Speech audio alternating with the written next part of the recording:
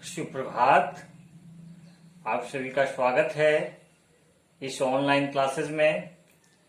मैं Chandrashekhar Roy, assistant professor, Kashi Sahu college Saraikela, department of history, Kolhan university.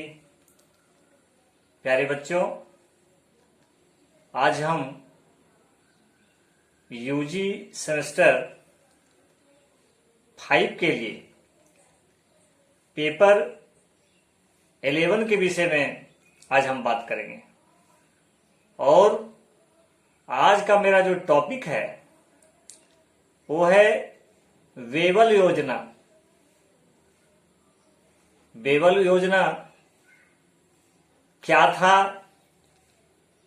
उसमें क्या प्रोविजंस थे, आज हम लोग उस पर बात करेंगे। प्यारे विद्यार्थी जी, अक्टूबर 1943 ईस्वी को भारत का जो वायसराय है वो बदल जाते हैं। लॉर्ड लिंथिंगो के जगह पर लॉर्ड वेवल आ जाते हैं और वेवल यहां की समस्या को देखने के बाद इंग्लैंड जाते हैं, विचार विमर्श करते हैं। उसके बाद जब वो यहां पर आते हैं तो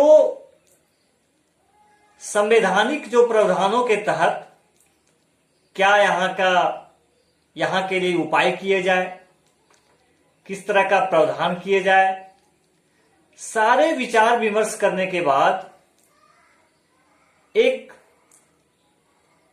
कॉन्फ्रेंस होता है, एक वक्तव्य जारी होता है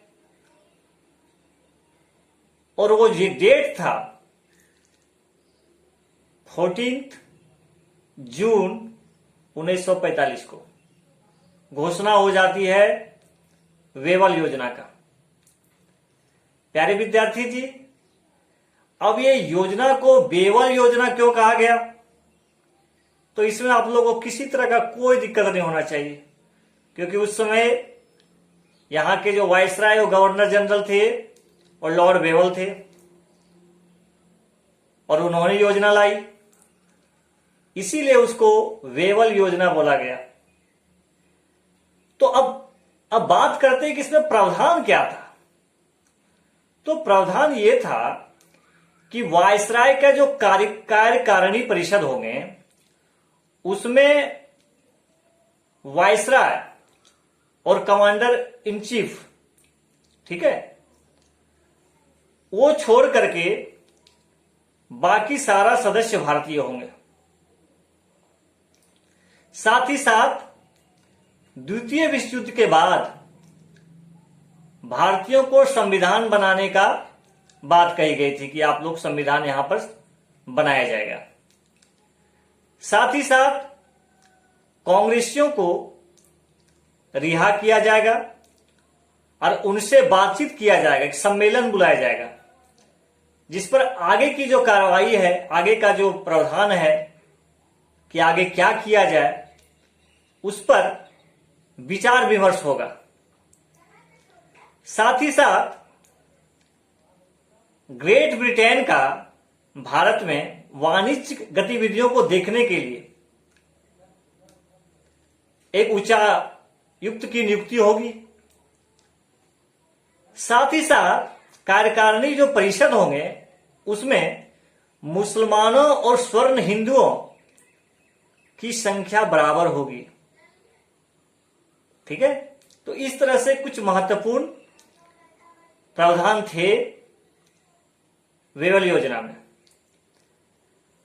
प्यारे विद्यार्थी जी, वेवल योजना असफल क्यों हो गया, हम लोग इसी वीडियो में थोड़ा बात कर लेते हैं कि वेवल योजना, व्हाई वेवल योजना बिकम अनसक्सेस्ड, क्यों वो सफल नहीं हुआ, अनसक्सेसफुल क्यों हो गया। तो इस पर हम बात करते हैं कि शिमला में कॉन्फ्रेंस बुलाया गया ठीक है, जून 1945 से जुलाई 1945 तक चला और इसमें बहुत सारे महत्वपूर्ण लीडर को आमंत्रित किया गया शामिल होने के लिए, जिसमें आपके पंडित जवाहरलाल नेहरू भी शामिल हुए और भारतीय कांग्रेस का जो प्रतिनिधित्व इसमें किए वो अबुल कलाम आजाद जी किए। ठीक है, गांधी जी, ध्यान दीजिएगा, बहुत इंपॉर्टेंट प्रश्न बन सकता है। गांधी जी इस सम्मेलन में भाग नहीं लिए थे, मोहम्मद अली जिन्ना भी भाग लिए थे, अब्दुल गफ्फार खान जी भाग लिए थे, लेकिन गांधी जी इस सम्मेलन में यानी शिमला सम्मेलन में भाग नहीं लिए। वो शिमला में थे लेकिन भाग नहीं लिए। तो प्यारे विद्यार्थी जी, अब प्रश्न उठता है ये कि आखिर क्यों एक सफल नहीं हुआ, क्या घटनाएं घट गई। तो इसमें है कि मुस्लिम लीग का जो प्रतिनिधित्व कर रहा है मोहम्मद अली जिन्ना जी कर रहे थे, वो बोल रहे थे कि मुस्लिम का जो प्रतिनिधि उसमें होगा कार्यकारिणी परिषद में, उसका चुनाव मुस्लिम ही करेगा।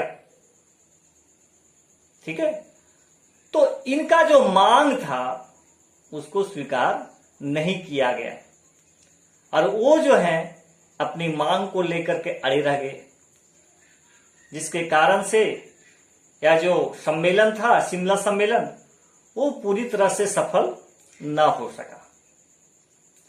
तो आज के इस वीडियो में बहुत संक्षिप्त तरीके से हम लोग वेवल योजना के बारे में पढ़े, इसमें क्या प्रावधान थे, क्यों ये सक्सेस नहीं कर पाया।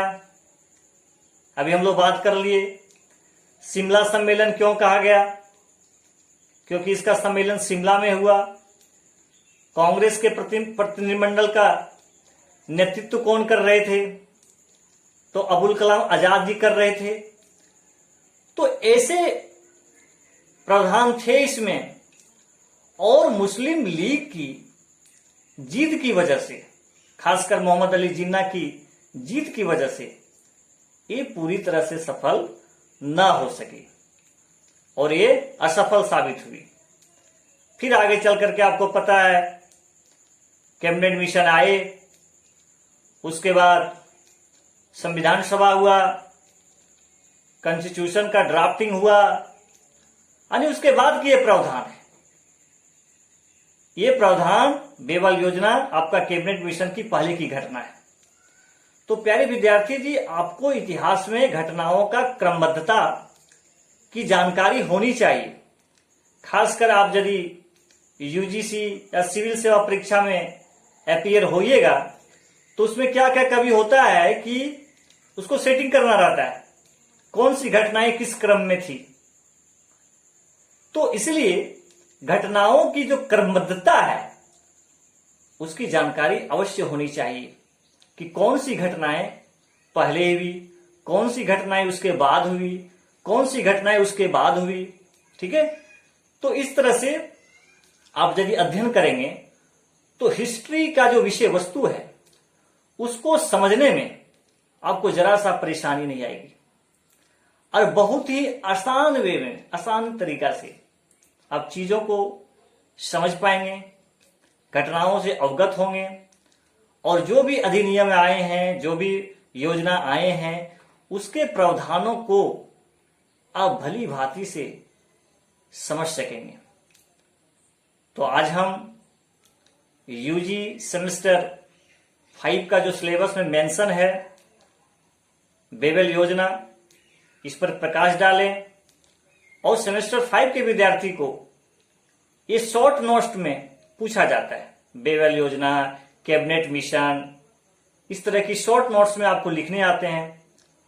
तो ये वीडियो जो है आपके लिए काफी उपयोगी साबित होंगे। आज के लिए बस इतना। आप सभी को बहुत बहुत धन्यवाद।